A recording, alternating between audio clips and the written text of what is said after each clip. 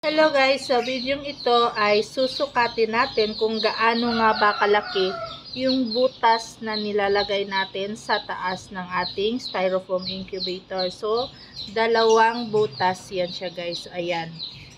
Dalawang butas.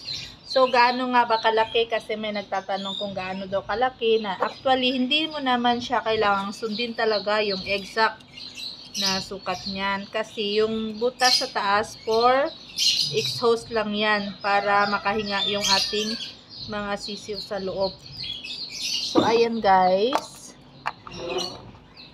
Approximately 2 inches yung sukat. At ang ginamit natin itong guide ay yung pipe fittings. So, ayan siya.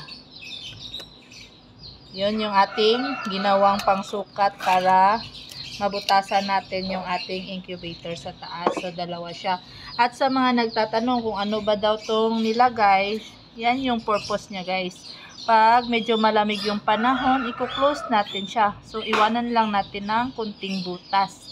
Kasi para ma-preserve natin yung init sa loob ng ating incubator. So, ngayon, kung sobrang init naman, kailangan nating i-full open, lalong-lalo na kung malalaki na yung mga sisiw sa loob ng mga itlog at malapit na mapisa at during hatching time. Kailangan naka-open po yan siya lahat para hindi po mamamatay yung mga sisiw sa loob ng ating incubator.